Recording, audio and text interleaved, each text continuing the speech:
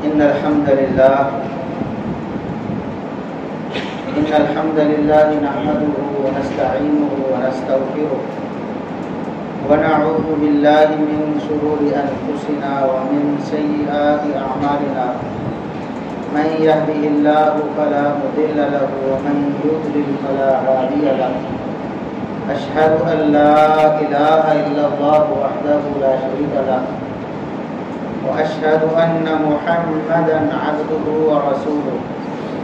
أما بعد فأعوذ بالله السميع العليم من الشيطان الرجيم من همزه ونفخه ونفثه بسم الله الرحمن الرحيم والسابقون الأولون من المهاجرين والأنصار والذين اتبعوهم بإحسان رضي الله عنهم ورضوا عنه. انتہائی قابل احترام علماء کرام، میرے محترم بزرگوں، عزیز نوجوان ساتھیوں، آج کی یہ محفل اور مجلس جو اہل حدیث یوتھ فورس ضلع حافظ آباد کے زیر اہتمام منعقد کی جا رہی ہے،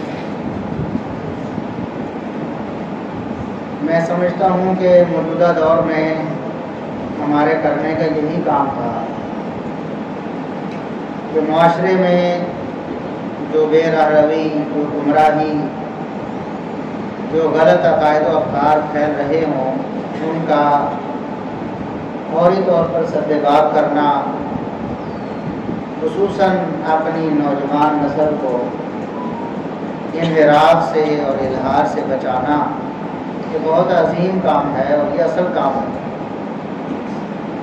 اللہ تعالیٰ جزائے خیر دے ہمارے ساتھیوں اور بھائیوں کو جنہوں نے اس پروگرام کا اہتمام کیا اور مجھ جیسے طالب علم کو دعوت دی۔ میں اپنے علم کے مطابق انشاءاللہ کتاب و سنت کی روشنی میں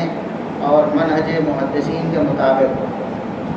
اور اہل سنت کے مسلمہ عقائد کے مطابق صحابہ اور اہل بیت کی عظمت کے حوالے سے ہمارا جو عقیدہ اور نظریہ ہے اس کو بیان کروں گا، اور کچھ ایسی باتوں کی نشاندہی کروں گا جس میں آج کل عموماً